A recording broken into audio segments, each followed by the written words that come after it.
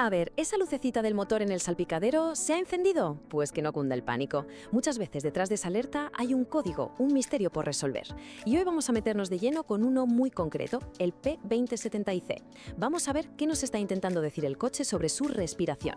Sí, esa luz es verla y a uno se le ponen los pelos de punta, ¿verdad? Esa silueta del motor que se enciende y ya nos imaginamos lo peor. Pero calma. No hay que verlo como una sentencia de muerte para el coche, sino más bien como una llamada. El coche está levantando la mano y diciendo, oye, necesito que me eches un vistazo. Y fíjate, muchísimas veces la causa de esa luz es un código específico que podemos leer con una máquina de diagnóstisis. Hoy el protagonista es el P207. Vamos a desmenuzarlo, a entender qué es lo que pasa y sobre todo cómo solucionarlo, sin dar palos de ciego, que al final es lo que nos ahorra tiempo y un buen pellizco de dinero. Venga, pues vamos al lío. ¿Qué es exactamente este código P20CT? Porque claro, no es un número que haya salido de un bombo. Es un mensaje muy, pero que muy específico que nos manda la centralita del coche. Vale, el nombre oficial suena a chino, ¿a que sí? Circuito del sensor de posición de la válvula de ajuste del colector de admisión bajo banco 2. A ver, vamos a traducirlo al cristiano. Básicamente el cerebro del coche, la centralita, está diciendo que está recibiendo una señal de voltaje muy baja de un sensor muy importante. Este sensor está en el colector de admisión del banco 2. ¿Y qué es el banco 2? Pues en los motores en V es la fila de cilindros que no tiene el cilindro número 1.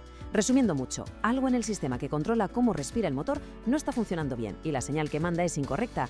Y claro, eso lo fastidia todo. Vale, perfecto. Pero, ¿y qué hace ese sistema? ¿Por qué es tan crucial para el motor?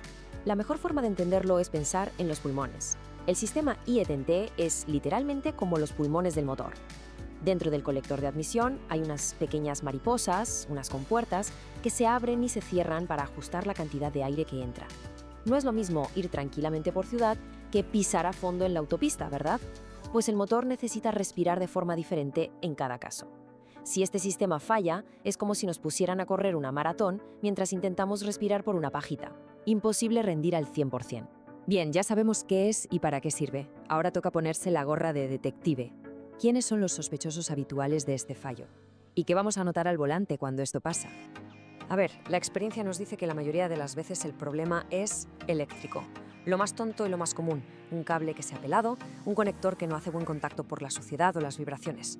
Si revisamos eso y está todo bien, el siguiente en la lista de sospechosos es el propio sensor de posición. También podría ser el actuador, que es el motorcito que mueve esas compuertas de las que hablábamos. Y ya en casos muy raros, el problema podría estar en la centralita, en el cerebro del motor. Pero vamos, eso es lo último que se mira. Lo primero, claro, es la luz de fallo motor encendida en el cuadro. Pero al conducir, lo que se nota es que al coche le falta chicha. Se siente vago, pesado, sobre todo cuando le pides un esfuerzo, como al adelantar o subir una cuesta. Le pisas y parece que no responde como antes. Y ojo, que esto también se nota en el bolsillo, porque el consumo de gasolina sube. Lógico, el motor no es eficiente y quema más combustible para hacer lo mismo. Vale, y con este panorama, ¿qué hacemos? Pues aquí la clave, la palabra mágica es método. Seguir un orden, porque ir a lo loco cambiando piezas es la receta perfecta para tirar el dinero y seguir con el problema. Un buen mecánico sigue una hoja de ruta muy clara y empieza por lo más básico y barato, mirar. Una buena inspección visual del cableado y los conectores. ¿Hay algo roto, quemado, suelto? ¿Están los pines bien? Parece una tontería, pero muchísimas averías se solucionan aquí. Si a simple vista todo está bien, pues sacamos el multímetro. Hay que medir, comprobar que la corriente llega, que no hay cortes, en fin, hacer una prueba eléctrica en condiciones. Una vez que confirmamos que el circuito está perfecto, entonces y solo entonces empezamos a sospechar de los componentes. Primero el sensor, luego el actuador y ya como último cartucho, si todo lo demás falla, se miraría la centralita. Y llegamos al punto clave, el que separa una reparación bien hecha de una chapuza que nos va a costar un dineral. Vamos a ver la diferencia.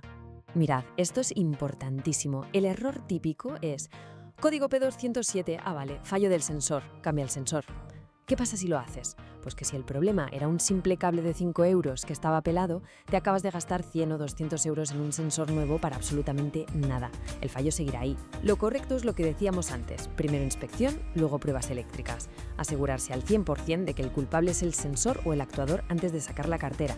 Diagnosticar primero, cambiar después. Siempre. Claro, a veces uno ve la luz encendida, pero el coche más o menos anda y piensa, bueno, ya lo miraré la semana que viene. Mala idea.